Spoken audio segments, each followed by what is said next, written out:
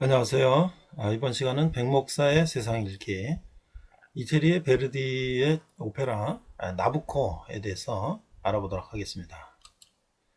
자, 이 개요는요, 주세페 베르디가 작곡하고 데미스토클레 솔레라가 대본을 쓴 오페라인데요. 자, 원작은 1836년에 오키스타 아니세 브루주아와 프란시스 코르누가 저술한 연극 나부코도소르 이것인데요. 이 나부코도소르는 이제 느부갓네살을 이태리식 발음으로 한 것이고요. 구약 성경에 나오는 바벨론의 포로를 주제로 한 오페라입니다. 1841년에 완성되고 1842년에 이탈리 밀라노의 라스칼라 오페라 극장에서 초연됐는데 대성공을 거두어서 베르디가 오페라 작곡가로서 이름을 널리 알린 계기가 되었다고 합니다. 이탈리아 통일운동과 맞물려 이 오페라에서 신바벨로니아에 박해당하는 유대인들을 유럽 열강의 압제에 시달리는 이탈리안들과 비유하는 것으로 받아들여졌고, 이에 따라 이탈리아 민족주의가 고향에도 크게 기여하였다라고 하고 있습니다. 자, 등장인물은 이제 나부코, 느부갓네살 있고요. 아비가일레, 나부코의 양녀가 있고, 페네나, 나부코의 친딸이 있고, 이스마엘레 예루살렘 왕의 조카, 자카리아 예루살렘 대제사장, 그 다음에 안나, 이게 스가랴겠죠. 스가랴의 누이, 네, 아브달로 바빌론의 군인 대제사장, 이렇게 이제 바알 제사장이에요. 이런 이제 등장인물이 나오는데, 자, 줄거리는 1장에 보니까 나부코가 이끄는 바벨론의 군대에 유대인들은 패전하고 예루살렘이 포위되었다. 유대인들이 다시 일어설 수 있는 용기를 갖도록 대제사장 스가랴는 적군 왕의 딸 페네나를 포로로 잡아놓고 있는 사실을 밝힌다.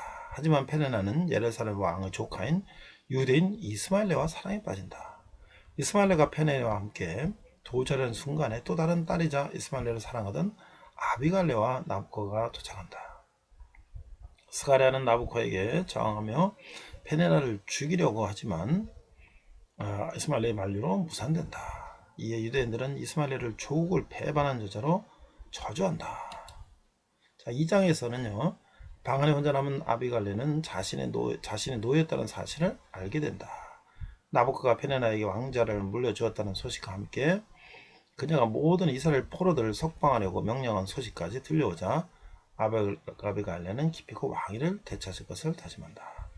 아비갈레는 나부코가 죽었다는 허위 정보를 이용해 목표를 이루었지만 그 직전에 나부코가 돌아온다. 나부코는 유대인들의 전열에도 자가랴와 유대인들의 목숨을 위협하면서 자신을 신으로 공포한다. 곧이어 하늘에서 떨어진 벼락을 맞아 나부코가 쓰러지고 왕관이 땅에 떨어진다. 그리고 곧 실성한다. 이게 성경에 기반을 한 이야기를 이제 이렇게 각색을 한 거죠.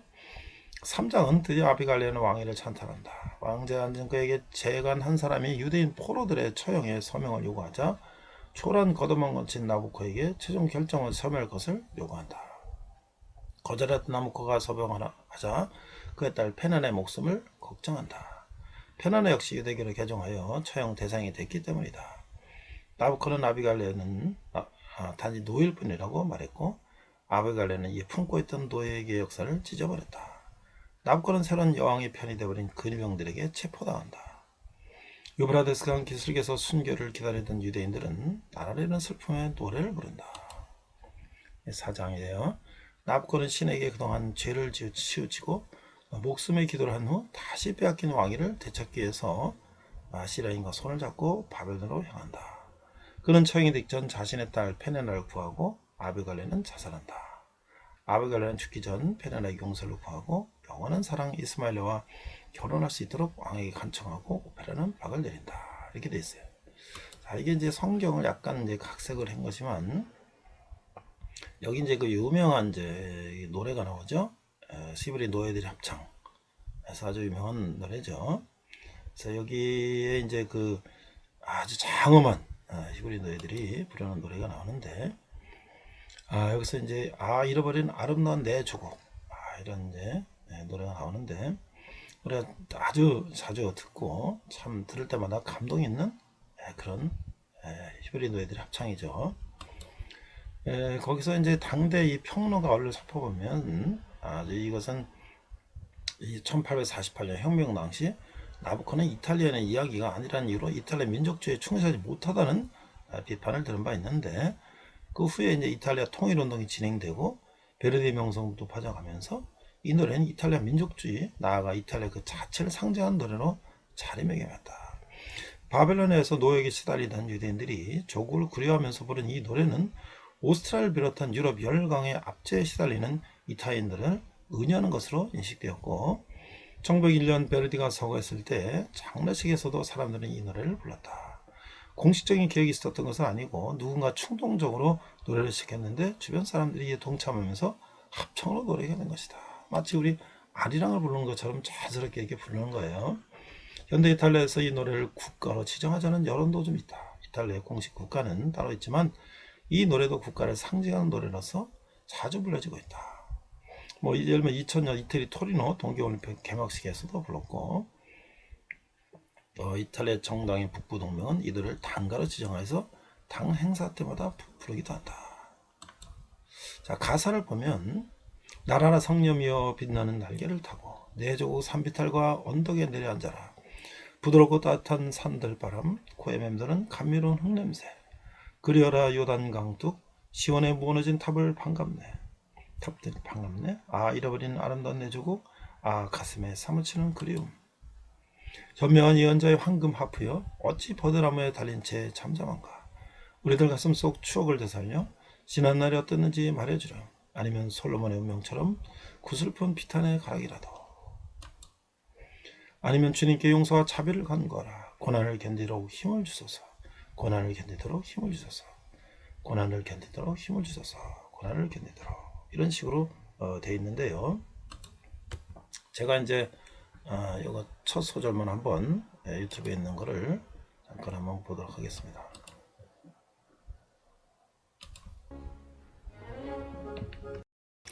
네, 이번 시간은 포로 시대의 6번째로서 에돔의 멸망 예언과 베르디 오페라 나부코라는 주제로 말씀을 나누고자 합니다. 먼저 말씀 본문은 오바댜 1장 15절, 여호와께서 만국을 벌하실 날이라는 오바댜 1장 15절 한 절을 한글과 영어로 읽도록 하겠습니다. 우리 자막을 보고 함께 읽도록 하겠습니다.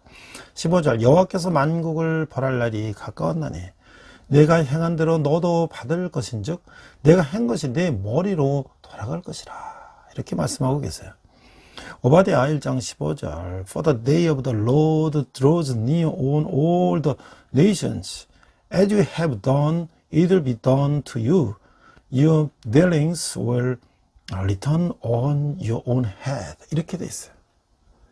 자, 우리가 이제 에스겔서를 보니까 33장 이하에 보니까 예루살렘이 불타고 파괴된 일은 BC 586년에서 일어난 일인데, 이 사건이 바벨론에 있는 에스겔에까지 전해지는 데는 당시에 이제 통치 수단은 도보로이고 예루살렘에서 바벨론까지 한 4개월 정도 걸리는 그런 거리라는 거죠. 그걸 통해서 볼 때 이제 한 4개월 후에 그 소식을 듣게 됐다는 거예요.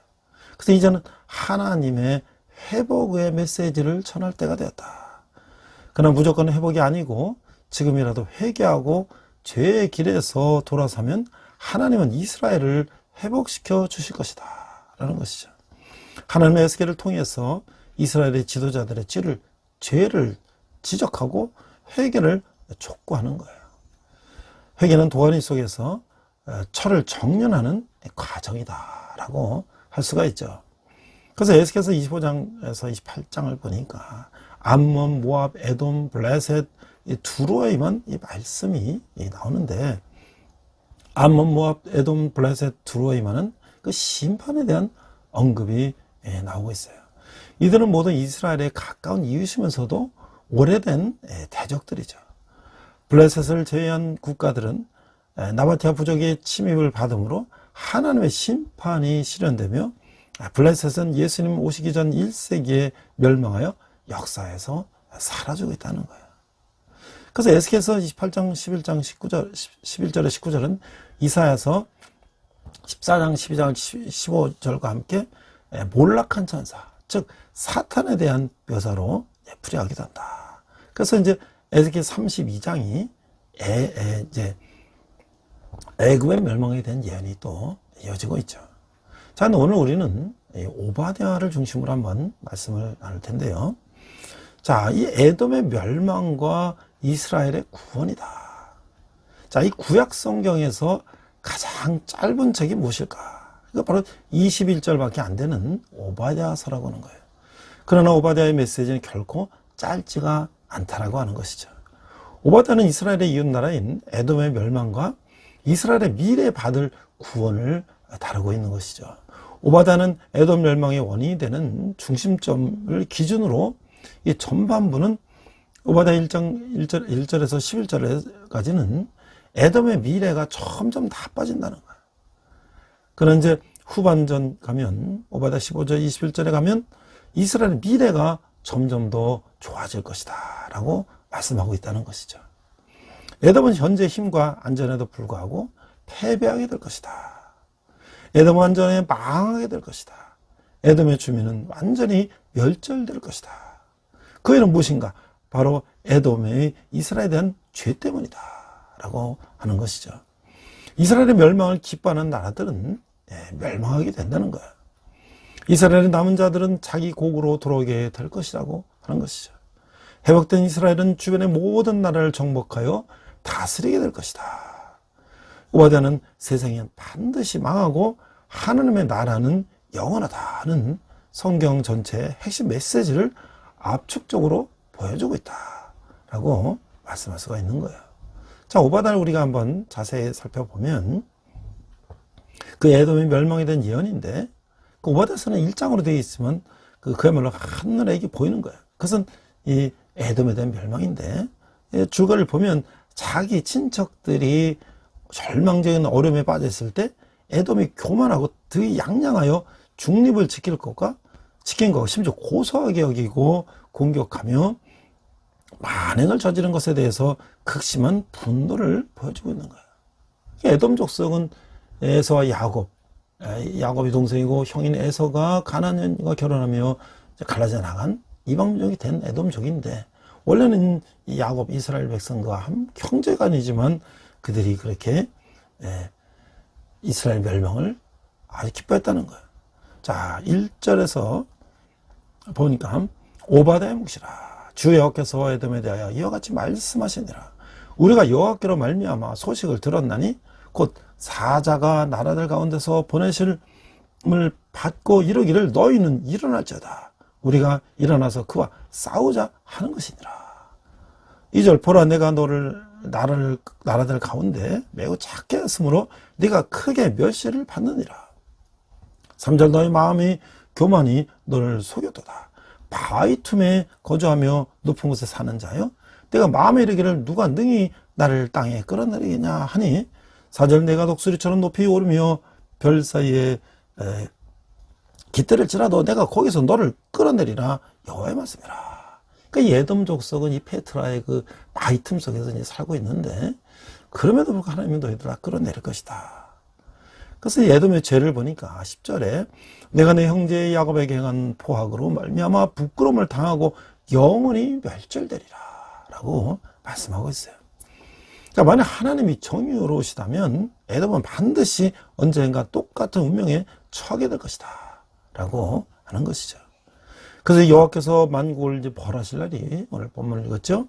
15절 여호와께서 만국을 벌할 날이 가까웠나니 내가 행한 대로 너도 받을 것인즉 내가 행한 것이 내 머리로 돌아갈 것이라. 16절 너희가 내 성산에서 마신 것 같이 만국인이 항상 마시리니 곧 마시고 삼켜서 본래 없던 것 같이 되리라. 자, 이 그날이 올 때 이스라엘은 구원을 받고 승리를 거둘 것이며 여호와의 날에 전 세계에 퍼져 있는 이스라엘 남왕국과 북왕국의 포로들은 그 땅으로 돌아올 것이며 여호와께서 왕으로 다스리실 것이다 라고 17절에서 21절 말씀하고 계시는 거예요. 자, 여호와께 속할 나라를 보니까 17절 오직 시온산에서 피할 자가 있으리니 그 산이 거룩할 것이요 야곱 족속은 자기 기업을 되릴 것이며 18절 야곱 족속은 불이 될 것이며 요셉 족속은 불꽃이 될 것이요 에서 족속은 지푸라기가 될 것이라. 그들이 그들 위에 붙어서 그들을 불살릴 것인즉 에서 족속에 남은 자가 없으리니 여호와께서 말씀하셨습니다. 19절 그들이 네겝과 에서의 산과 평지와 블레셋을 얻을 것이요 또 그들이 에브라임의 들과 사마리아의 들을 얻을 것이며 베냐민은 길앗을 얻을 것이며 20절 사로잡혔던 이스라엘의 많은 자손은 가나안 사람에게 속한 이 땅을 사르바까지 얻을 것이며 예루살렘에서 사로잡혔던 자들 곧 스바라스에 있던 자들은 네겝의 성읍들을 얻을 것이니라. 21절 구원받은 자들이 시온산에 올라와서 에서의 산을 심판하리니 나라가 여호와께 속하리라. 이렇게 말씀하고 있는 거예요. 자, 그래서 이게 그 오바다라고 하는 이 성의 말씀은 그 에돔의 멸망에 대해서 예언하고 있는데 여기는 이제 회개 초가 없어요. 너희들은 이제 더 이상 두고 볼 수가 없다는 얘기죠. 그 에돔은 항상 이제 유다를 미워했어요. 에돔은 야곱의 형 에서의 후손들이라서 유다는 형제 나라지만 그들은 역사적으로 오랜 앙숙 관계를 이어오고 있었다는 거예요. 느부갓네살 왕이 이끄는 강력한 군대가 예루살렘을 침공하여 멸망시키는 동안 에돔 사람은 오히려 바벨론의 약탈자 편에 서서 가담했다는 거예요. 극심한 한나라의 나라 유다는 형제의 나라의 도움을 기대했지만 그들은 수수방관했고 심지어 예루살렘의 멸망을 기뻐했다고 하는 거예요. 여기에 오랜 원수지간인 역사가 있었죠. 그러나 하나님이 이런 에돔의 태도에 대해서 멸망할 것임을 오바댜 선지자를 통해서 선포하고 계시는 거예요. 방관자도 죄인이 된다는 사실을 깊이 묵상해 보아야 한다고 하는 것이죠. 미국의 케네디 대통령은 그에 있어서 용기 있는 자라고 하는 책에서 지옥의 가장 뜨거운 자리는 방관자를 위해 마련해 있다라고 말을 했어요. 이 방관자, 그들은 이 비겁하고 기생충 같은 존재일 수도 모르겠다라고 하는 것이죠. 그래서 우리가 이 오바댜서를 이렇게 다시 한번 묵상하면서 그 오바댜는 이 교만한 자들을 위한 하나님의 심판을 다룬 책이다. 오바댜는 구약 성경에서 가장 짧은 책이지만 그 짧은 책 속에 하나님의 엄한 심판의 메시지가 들어있다 라고 하는 것이죠. 오바댜의 이름은 여호와의 종이라는 뜻인데 오바댜는 에돔을 향한 하나님의 심판을 선포했죠. 이 에서와 에돔 족속은 하나님의 우선순위를 포기함으로써 그들의 삶에 엄청난 대가를 치르게 됐다고 하는 거예요. 오바댜는 하나님의 우선순위가 하나님의 영원한 시야를 놓친 백성이 당할 심판을 선포했다고 하는 것이죠. 하나님의 시야를 잃어버릴 때 우리는 교만함의 죄악 속에 빠져들게 되는 것이죠. 교만만큼 많은 사람들은 멸망으로 이끄는 이 죄도 드문 것이죠. 교만한 사람들은 에돔 족속처럼 남의 불행을 기뻐하고 스스로 자기가 잘하고 있다고 착각하고 있는 거예요. 교만함은 오랫동안 지속될 수가 없는 것이죠. 교만은 하나님의 무시무시한 심판이 따르기 때문이라고 하는 거예요. 하나님은 교만한 지도자들을 물리치시고 겸손한 리더에게 은혜를 더하신다고 하는 것이죠. 하나님은 오바댜를 사용하셔서 교만함과 시기심으로 가득 찬 잘못된 지도자 상을 깨우쳐주고 계시다라고 하는 거예요. 저는 이스라엘 백성들이 포로로 잡혀가서 고난을 받고 있지만 그들이 고향을 그리워하며 그들이 이제 하나님께서 그들에게 약속하신 회복을 기다리며 그들이 그 고난을 겪는 그 모습을 묵상하면서 제가 이 베르디의 오페라 이 나부코라고 하는 오페라 중에서 히브리 노예들의 합창이라고 하는 그런 곡들을 전에 들었었는데 다시 한번 제가 이 베르디 오페라 나부코를 한번 찾아봤어요. 어떻게 보면 또 이 베르디 오페라 나부코는 이태리가 1900년대, 1800년대 말 1900년대 초에 유럽의 열강들의 아주 시단임을 받을 때 히브리 노예들이 자기 이탈리아 사람들의 처지와 비슷하다고 생각해서 베르디는 그 오페라를 만들고 또 그 곡을 이제 아주 핵심적인 곡을 연주할 때 많은 이태리인들이 감동을 받았다는 것이죠. 자, 그래서 이 베르디 오페라 나부코는 이게 뭐 어떤 오페라인가 살펴보니까, 원래 나부코라고 하는 것은 느부갓네살을 이태리 말로 이제 나부코라고 얘기를 한 거예요. 1842년 베르디가 발표한 이 나부코는 왕권을 둘러싼 배신, 아버지와 딸의 처절한 통곡을 다룬 오페라다. 그러니까 장녀로서 공을 세웠고 당연히 후계를 이을 것으로 기대했던 공주 아비가일이 어메 신분이 천하던 이유로 동생인 페네나에게 왕권을 빼앗기게 되자 장녀는 왕을 패하고 스스로 왕위에 오르고 이 영웅에게 정당성이 있나요? 아니면 이게 부정되나? 이런 이제 약간 이제 그 성경 내용을 가지고 이제 각색을 해서 만든 건데, 여기 이제 유명한 히브리 노예의 합창이 이제 울려 퍼지는 거예요. 그 이 오페라는 이제 구약 성경의 내용을 바탕으로 하는 오페라인데, 이게 이제 중앙일보에 나왔 이제 기사를 제가 참고로 이렇게 한번 살펴본 거예요. 오늘 이 베르디의 명성을 잇게 한 최초의 성공작이다. 그래서 고요한 가운데 긴장이 흐르다가 아주 폭풍 몰아치는 듯 격동적인 리듬에 뒤은 이 히브리 노예들의 합창의 멜로디가 흐르고 막이 오르면 이 예루살렘의 솔로몬 신전에서 이 제사장들이 기도하고 있는데, 바벨론의 군대가 인근까지 진격해 오자 신전 안에 사람들이 통요하고 제사장 스가랴는 모세의 기적처럼 승리할 것이라며 아리아 해 뜨기 전에 밤처럼을 이제 부르고 그들을 진정시키는 거예요. 이때 바벨론 군대인 선봉장인 아비가일이 쳐들어와서 이 성전을 점령하게 되죠. 자, 그래서 이제 여기서 이제 그 러브스토리가 이제 나오는 거예요. 이 아비가 이제 그 여인이 이제 그 이스마엘을, 장군 이스마엘을 이제 사랑하고 동생 페네와 여러 가지 이제 그런 사랑의 관계가 있고 하면서 그 포로로 잡혀진 이 히브리인을 석방하는 등 모든 것을 배려해 주겠다고 이제 얘기를 하는 거야. 그러면서 승전의 공주임에도 사랑을 애원하는 아비가일. 그러나 이 페네나 깊은 관계인 이스마엘은 당신이 나의 마음을 얻을 수 없다고 이제 이렇게 냉정하게 거절한다. 자, 그래서 이제 여기 이제 바벨론의 왕 나부코가 이제 말을 타고 이제 이 성전에 이제 입성을 하게 되죠. 말버거 바라 이제 성전에 짓밟히는 것은 히브리인들에게 이제 큰 충격이 이제 장면이 나오는 거예요. 그들이 격렬히 저항하자 하늘을 찌르듯 분노한 이 느부갓네살은 저항에 대한 응징으로 신전을 약탈하고 모두 불태우라고 이제 명령을 하는 거예요. 자, 그러면서 이제 장면이 바뀌면서 이제 그 왕위 계승 관계에 이제 이런 얘기들이 이제 나오고요. 그 아비가일은 결국 아버지인 나부코의 사랑을 앗아간 이 페냐를 없앨까 하는 생각을 하게 되고, 어머니와 원통하고 비극적인 죽음을 알고 난 뒤 과격해진 이 연산군의 모습, 뭐 이런 이제 어떤 사랑과 뭐 이런 것들을 좀 각색해서 넣은 거죠.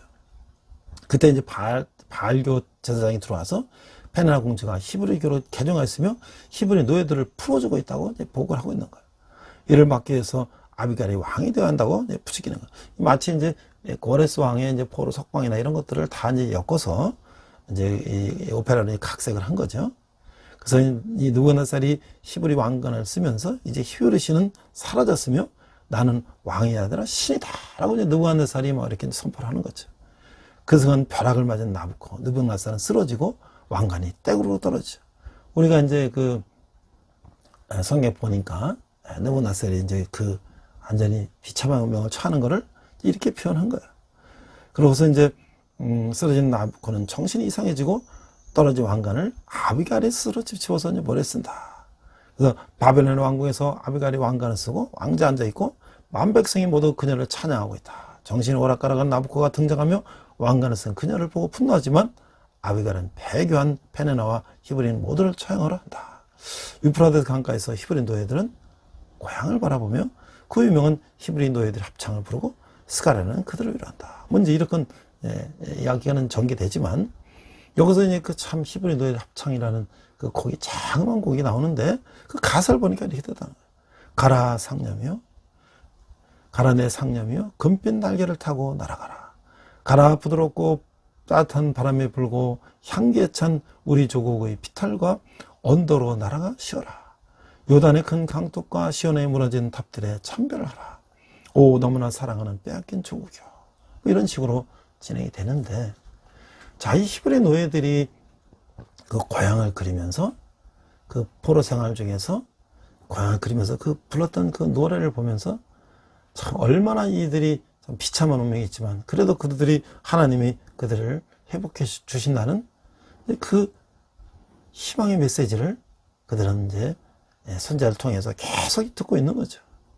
그래서 그들은 이제 다시 결국은 고레스 왕의 포로를 다 풀어주라는 칙령에 의해서 예루살렘으로 돌아오게 되는 거죠. 자, 이게 이제 이 포로로 잡혀간 하나님의 백성을 향해서 회복을 약속하는 이 하나님, 이 내용들은 성경이 곳곳에 나오는데 그 시편 137편에 보면 이 바벨론 강가에서 고향을 생각하며 부른 가곡이 나오죠. 시편 137편을 보니까 우리가 바벨론의 여러 강변가에 거기에 앉아서 시온을 기억하며 울었도다. 2절 그 중에 버드나무에 우리가 우리의 수금을 걸었나니 이는 우리를 사로잡는 자가 거기서 우리에게 노래를 청하며 우리를 황폐하게 한 자가 기쁨을 청하고 자기들을 위하여 시온의 노래 중 하나를 노래하라 하미로다. 4절 우리가 이방 땅에서 어찌 여호와의 노래를 부를까. 5절 예루살렘아 내가 너를 잊을진데 내 오른손이 그의 제주를 이룰지로다. 6절 내가 예루살렘을 기억하지 아니하거나 내가 가장 즐거워하는 것보다 더 즐거워하지 아니할진데 내 혀가 내 입천장에 붙을지로다. 7절 여호와여 예루살렘이 멸망하던 날을 기억하시고 에돔 자손을 치소서. 그들이 말이 버리라 그 기초까지 헐어버리라 하였나이다. 8절 멸망할 딸 바벨론아 네가 우리에게 행한 대로 네게 갚는 자가 복이 있으리로다. 9절 네 어린 것들을 바위에 메어치는 자는 복이 있으리로다. 이렇게 137편은 노래하고 있어요. 이 포로로 잡혀간 이스라엘 백성에게 그 이방신을 위한 노래를 부르라고 강요하고 있는 거야. 3절에 우리를 사로잡은 자가 거기에서 우리에게 노래를 청하며 우리를 황폐하게 한 자가 기쁨을 청하고 자기들을 위하여서 시온의 노래 중 하나를 노래하라. 참 이게 비참한 거죠. 우리가 일제치하에서 징용을 가거나 말이죠. 여러 이제 그렇게 정신대나 여러 이제 갔을 때 그 일본군이 우리 반 아리랑을 이제 불러서 자기 천황을 해서 부르라고 그러고 얼마나 우리가 참 비참하겠어요. 슬프고. 그 여호와를 송축하는 노래를 이제 그들의 유흥용으로 불러라. 강에 억울하고 두고 온 고향 땅이 생각이 나서 바로 그 읊은 시가 시편 137편이라고 하는 거예요. 우리도 우리 선배들도 일제에 나라를 빼앗기고 그 고통과 슬픔을 담은 노래가 많아 있었죠. 그중에는 이은상 씨가 지를 쓰고 김동 씨가 곡을 붙인 가고파 그런 노래가 있어요. 내 고향 남쪽 바다 그 파란물 눈에 보이네. 이런 노래가 있죠.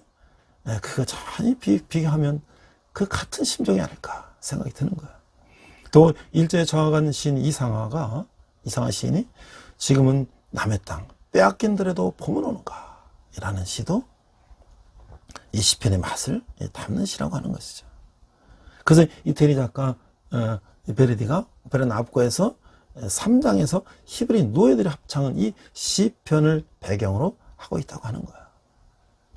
자, 그래서 이제 아마 그 예레미야 52장 이하에 보면 바벨론으로 잡혀간 이 포로의 전체 인원은 아마 지배자 계급만 개수할 것 같다. 그 숫자를 다음과 같이 계수하는데 느부갓네살 7년에 3023명, 느부갓네살 18년에 830명, 또 느부갓네살 24년에 715명 이런 식으로 잡혀간 사람들이 나오고 있는 거예요. 또 에스겔 33장 이하에 보니까 선지자들의 임무는 이 파수꾼과 같은 것이다. 적들이 침입하면 파수꾼은 백성들에게 경고를 발해하는 그 임무를 갖게 되는 것이다. 오늘 크리스찬들은 이 시대의 복음 파수꾼이 되어야 한다는 사실을 우리가 염두에 두고 이 말씀을 읽어야 된다고 하는 거예요. 하나님이 이제 그들의 회복을 받을 것이라는 위로와 함께 회복을 약속해 주고 계신다. 그들은 다 양 같은 존재들이고 그 양들을 이끄는 참 목자는 하나님이시라는 것을 알려주고 있는 거죠. 그래서 가령 내가 악인에게 말하기를 너는 죽으리라 하였다 하자. 그가 돌이켜 자기의 죄에서 떠나서 정의와 공의를 행하며 15절 저장들을 도로 주며 강탈한 물건을 돌려보내고 생명의 윤례로 지켜 행하여 죄악을 범하지 아니하면 그가 반드시 살고 죽지 아니할 것이라. 16절 그가 본래 범한 모든 죄가 기억되지 아니하리니 그가 반드시 살리라.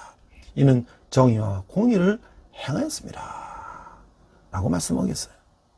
또 에스겔 34장 37절에 보니까 34장은 하나님이 이제 그들이 회복을 받을 것이라는 위로와 함께 회복을 약속해 주고 계신다.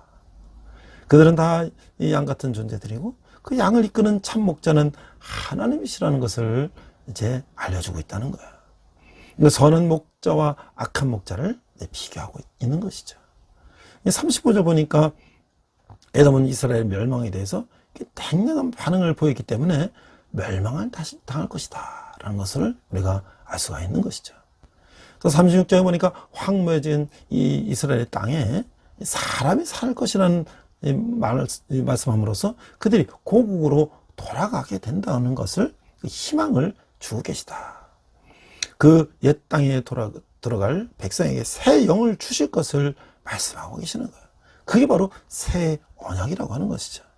그 언약은 예수님에서 완성되는 언약인데 여기 37장에 마른 뼈가 생기를 받아서 살아날 것 같은 맥락이라고 하는 것이죠. 옛 언약은 들판 위에 쓰여졌고 범 위에 기초되었으며 모두에게 가르쳐야 할 것을 드리며 하나님의 법적 관계를 맺도록 인도한 것이었다. 반면에 새 언약은 마음속에 쓰여지고 사랑에 기초하며 모두에게 알려져야 하는 것이고 하나님과 개인적인 친근한 관계를 맺도록 하는 것이다. 그래서 에스겔 37장에 마른 뼈를 살리시는 하나님이 이 생기를 불어넣으니 흙으로 인간을 창조해서 생기를 넣어 생명이 되게 하시는 하나님. 바로 창세기 2장 7절에서 이미 하나님이 우리를 인간을 창조할 때 하셨던 것이죠. 7절 보니까 여호와 하나님이 땅의 흙으로 사람을 지으시고 생기를 그 코에 불어넣으시니 이 사람이 생명이 되니라. 이것은 바로 예수님을 통해서 완성되는 회복이다 라고 하는 것이죠. 자, 그래서 에스겔 38장에서 보니까 에스겔에게 묵시적인 예언인데 에스겔은 북쪽으로부터 닥칠 이방 야만 민족의 공격에 대해서 말하고 있는데 이들은 마곡, 메색, 두발 그리고 고멜 등이 있어요. 이들의 이름은 당시 세계 북쪽에서 여겼던 특히 이 코카스 지역에 거주하는 인도, 유럽의 이쪽의 족속들을 말하고 있다는 거예요. 이들은 신원미상의 인물인 곡의 지배를 받고 있는데 곡은 우주적인 악의 세력을 의연한 이런 명칭일 수도 있다. 이 계시록에 나오는 것이죠. 원근각체의 군대들과 동맹한 그는 여호와의 백성과 전쟁을 일으킬 것이다. 하나님은 그 모든 악의 세력을 한 손에 단번에 영원히 멸망을 심으로 이 만인 앞에서 우리 하나님의 권능을 다 떼낼 것이다 라고 말씀하고 있는 것이죠.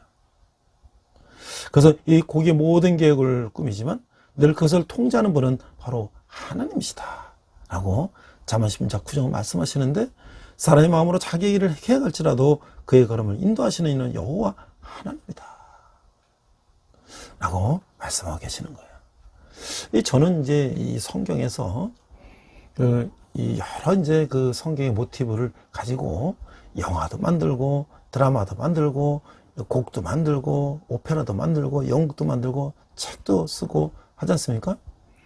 근데 저희들이 대학 다니던 70년, 80년대 시절에 이 중남미에 흑인들이 이제 아프리카 노예들이 와서 중남미에 살게 됐죠.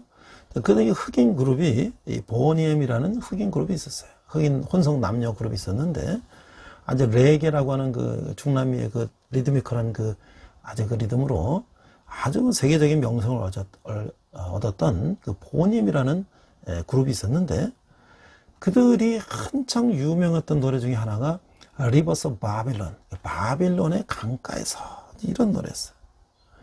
근데 이게 70년, 80년 뭐 이럴 때 막 고고나 뭐 디스코 이런 게 막 막 가장 유행했으니까 많은 젊은이들이 뭐 그 곡을 맞춰서 춤추고 막 이제 뭐 그랬는데, 근데 그 곡이 무슨 곡이냐? 이 곡이 바로 그 가사가 시편 137편. 이 이스라엘 백성들이 노예로 잡혀가서 그 슬픔 가운데 있을 때 이 바벨론 군인들이 너희들 노래 한번 불러봐. 우리, 응? 바벨론에서. 그래서 그 슬픔을 부른 노래가 바로 그거였다는 거예요. 그러니까 우리가 그런 성경을 모르면서 그냥 그걸 뭐 유행하는 유행가라고 팝송이라고 그러면서 그걸 춤추고 따라 부르고 그랬는데, 그것은 바로 버넴이라는 이 그룹은 뭐 징기스칸이라든지 뭐 여러 이제 그 세계적인 그 인물들을 자기네들이 이제 그 곡을 붙여가지고 그를 만들었는데, 그 중에 하나가 이 바벨론 강가였다는 것이죠. 그 가사는 바로 시편 137편이었다는 거예요.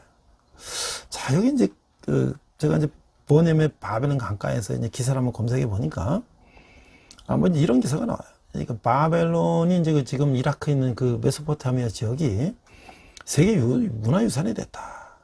그래서 이제 그게 이제 세계 문화유산은 됐는데, 그것이 뭐 세계 이제 4대 이제 인류 문명 발상지다. 그랬는데, 거기는 바로 티그리스 강과 유프라데스 강이 이제 만나는 그런 곳이죠. 저도 2003년에 온누리 교회에서 이제 그 전쟁 중에 그걸 가봤는데, 참 그 평원 이런 데는 이제 비옥한 땅들이 있어요. 그리고 이 강이 만나고 우리나라 부산 지역에 해당하는 이제 바스라 항구도 있고 말이죠. 그래 돼 있는데, 그 세계 7대 불가사인 공중정원과 이 바벨탑이 있던 도시로서 찾아져 있다. 바로 이제 이라크의 남쪽 우리나라 광주 광해시 정도에 해당하는 데가 바로 갈대아 우르 지역이에요. 거기 저도 이제 그 우리 한국군 부대가 서해부대, 제마부대, 공병대하고 의무부대가 그 미군이 그 광주 공항 같은 거를 이제 이렇게 점령해서 기지를 쓰고 있는데, 그 안에 이제 우리도 있었기 때문에 거기도 이제 제가 이제 우리 팀하고 같이 갔는데, 그 주위에가 뭐냐면 바벨탑이 있는 거야. 바벨탑. 그게 바로 바벨론의 바벨탑이 있는 거야. 그래서 이 바벨탑은 구약 성서 창세기에서 노아의 후손들이 대홍수 교만해져서 하늘에 닿도록 탑을 세우려다가 하나님의 진노를 사게 돼서 중단됐다. 그래서 언어가 다 혼자 보게 됐다. 그런 우리 성경 기록이 있잖아요. 그래서 바벨론은 기원전 2세기부터 6세기까지 흑망을 반박하여 세워진 그 여러 문명의 집합지였다. 그래서 그 벽돌로 싸서 말이죠. 그 바벨탑을 진흙으로 벽돌 싸고 역청이라죠. 콜타로. 그게 바로 이제 노아의 홍수 이후에 이제 짐승들이 땅속에 묻히면서 지금은 아스팔트 콜타르 같은 걸 발라가지고 이제 그 탑을 말이죠. 바벨탑이 작은 게 아니에요. 아파트 뭐 한 20, 30층 높이로 쌓아 올라간 거예요. 그래서 그것을 이제 세웠다는 거죠. 그래서 아름답게 채석된 벽돌로 벽을 사고 유프라데스 강물로 운하를 만들어서 뭐 그랬는데, 여기 이제 그 바벨론 거기에 그들이 이스라엘 백성들을 포로로 잡아와서 거기에 이제 포로로 잡혀간 이스라엘 백성들에게 그들이 그 노래를 불러봐라. 그래서 그 가사가 아까 137편, 시편 137편에 있는 그 가사를 가지고 다시 한번 이렇게 설명을 해보면, 우리가 바벨론의 여러 강변 거기에 앉아서 시온을 생각하며 울었도다. 그 중에 버드나무에 우리가 우리의 수금을 걸었나니, 이는 우리를 사로잡은 자가 거기서 우리에게 노래를 청하며 우리를 황폐하게 한 자가 기쁨을 청하고 자기들의 시온의 노래 중 하나를 노래하라 하미로다. 근데 이 노래가 이제 이렇게 되는 거예요. By the rivers of Babylon, there we sat down, yeah we wept, when we remember Zion. 1절이 바로 이렇게 되는 거예요. By the rivers of Babylon, 바빌론의 강가에서 there we sat down, 우리가 거기 앉아 있었을 때, yeah we wept, when we remembered Zion, 우리가 시온을 생각하며 울었더라. 그러니까 사실은 유대인들은 이제 7명만 모이면, 성인이 7명 모이면 회당을 짓고 거기서 하나님의 말씀을 이제 나눠야 되는데, 바벨론이 그 우상 나라에 갔으니 그 회당도 지을 수 없고, 그래서 그들은 이제 회당이 없을 때는 강가에 모여서 그들의 말씀을 나누는 거예요. 근데 거기에 이제 바벨론 군인들이 그들에게 그런 모욕을 주니까 얼마나 그들이 참 그 심정이 비참하겠어요. 그러나 하나님께서는 그런 고난을 통해서 그들이 솔로몬 이후에 교만하고, 물론 창세기에서 아담과 하와부터 그들이 하나님을 배반하고, 모세의 출애굽도 그렇고, 뭐 하여튼 솔로몬 이후에 남과 북이 분열되면서 또 가나안 정복 시대도 그랬고, 계속 그들은 이제 삼손 시대도 그랬고, 하나님을 거역하고 배반하다가 결국은 바벨론의 포로 잡혀서 70년 동안을 이제 고생을 하다가 이제 드디어 하나님께서 하나님의 때에 그들을 풀어주실 때, 그들은 지금도 이제 2000년이 뭐 3000년이 이제 2500년이 지났지만 절대로 그들은 하나님을 배반하지 않고 철저하게 하나님만 믿고 따르는 그런 민족이 됐다라는 것은 참으로 그 고난이 유익이라고 하는 사도 바울의 말씀이 생각나는 것이죠. 마지막으로 우리가 이제 오늘 말씀을 생각해 보면서, 하나님은 자신의 고난을 오용하거나 남용하는 그런 사람들을 심판하신다. 이 교만은 리더에 있어서 멸망의 선봉이 된다. 리더는 겸손의 비밀을 아는 사람인데, 리더는 하나님 앞에서 자신의 한계를 인정하는 사람이다. 리더는 하나님이 높여주심을 체험하는 사람이다 라고 하는 거예요. 이 진정한 리더의 마음은 하나님을 영화롭게 하려는 동기로 가득 차 있다. 리더는 하나님의 소명을 자신의 사역의 근거로 갖고 있다고 하는 것이죠. 하나님 리더의 삶과 성취에 있어서 최상의 자원이 된다. 또 리더는 자신의 뿌린 씨앗을 거두게 된다. 지혜로운 리더는 눈물의 순간에도 씨앗을 뿌리지만, 어리석은 리더는 편안하다고 착각하는 가운데 미래를 위해서 아무런 준비도 하지 않는다. 그는 자신에게 임하게 될 미래의 재앙을 차곡차곡 쌓을 뿐이다. 리더는 무감각한 영혼들에게 영적인 각성의 깨달음을 일깨워주는 사람이다. 탁월한 리더는 사람들의 문제가 무엇인지 깨닫게 도와주는 그런 능력을 갖고 있다는 것이죠. 그래서 탁월한 의사소통 능력은 탁월한 리더의 기본 자질이다. 그래서 이제 느헤미야와 에스라와 이제 이런 인물들이 나오는 거죠. 스룹바벨과. 그래서 포로가 해방되고, 그 다음에 이제 다시 예루살렘에 돌아갔을 때 성벽은 다 무너지고 성전은 다 불타 없어지고 다 폐허가 된 그 장면을 보고 느헤미야는 통곡을 하면서 다시 이제 백성들을 모아서 이제 그 성벽을 재건하고, 성벽이 재건돼야지 성전이 이제 안전하게 보호될 거 아니겠어요? 또 이 성이 백성들이 안전하게 보호를 받고, 그래서 다시 성전을 세우고, 그 다음에 학자 에스라를 통해서 그들이 매 7년 안식년마다 성경을 다 읽으라 그랬는데 몇백 년 동안 성경을 다 잊어버리고 다 읽지도 않고 잃어버렸는데, 학자 에스라를 통해서 다시 성경을 읽게 되고, 그들이 이제 하나님이 심판을 받은 후에 이제 하나님을 절대 떠나지 않는 백성이 됐다. 그건 어떻습니까? 지금 이스라엘 통곡의 벽에 가보면 아직도 성전은 회복되지 않았고, 거기 통곡의 벽이라는 서쪽 벽만 남아있는데, 이스라엘 유대인들은 거기밖에 올라갈 수가 없어요. 그 성전 위에 올라갈 수가 없습니다. 국제법상 2차 세계대전 이후에 이스라엘 유대인들은 그 성전에 올라갈 수 없어요. 우리 같은 관광객들은 올라갈 수가 있는데, 그래서 저는 성전터도 다 보고 다 왔지만, 그들은 통곡의 벽에서 예루살렘 성전이 다시 재건되기를 기도하는 것이죠.